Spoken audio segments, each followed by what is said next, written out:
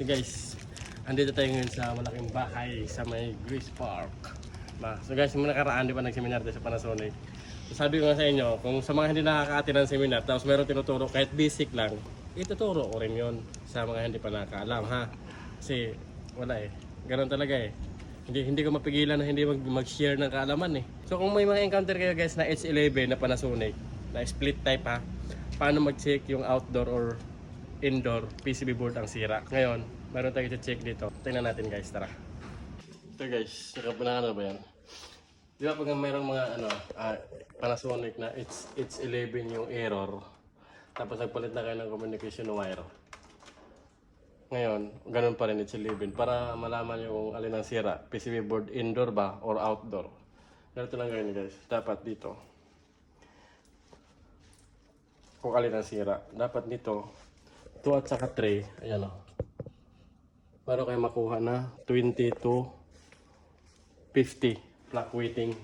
Yan. Ganun mo lang siya. Ayan o. Diba?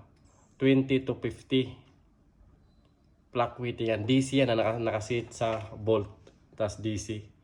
Ngayon, pag once na meron kayo makuha na ganyan, ibig sabihin, buo yung indoor board nyo. Ito. Ngayon, kung gusto nung i-check yung outdoor naman ang sira, tanggalin mo lang itong number 3. Yan. Ilabas mo lang. Pero naka-standby yan siya. Naka-standby on yan. Hindi yan naka-operate. Pero naka-on na, naka-standby.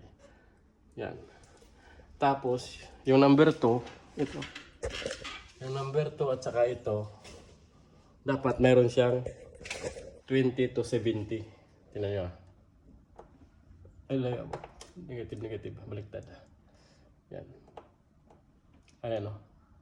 Diba? 20 to 70. Oh, ayan. So, kung wala kayong makuha na ganun, ibig sabihin, sira yung PCB board outdoor. Para hindi na kayo lalabas dun sa outdoor. Ganun lang gawin na. Dapat nakatanggal siya. Yan, ganyan. Tapos, isang plug mo sa number 2, yung isa dito. Ang chine-check ni dyan, yung PCB board outdoor. Pero pag nakalagay ito, dyan, nakasiksik siya dyan. Tapos, kuha na mo siya ng plug weighting. Kuha na mo siya ng voltahe. Pasok mo yan. Dapat 20 to 50 volt. Plug weighting niya. Yan. 2 at saka 3. Yan. 2 at saka 3.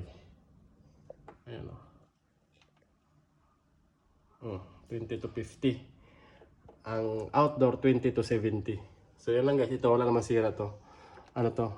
Ibang error ang problema ito. H97. Pan motor outdoor ang sira.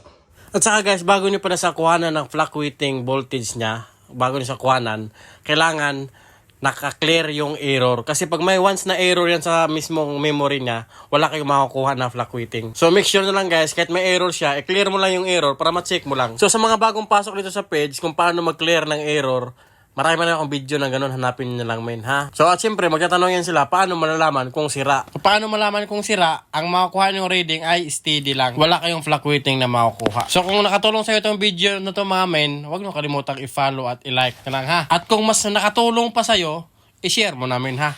Yun lang, bye-bye.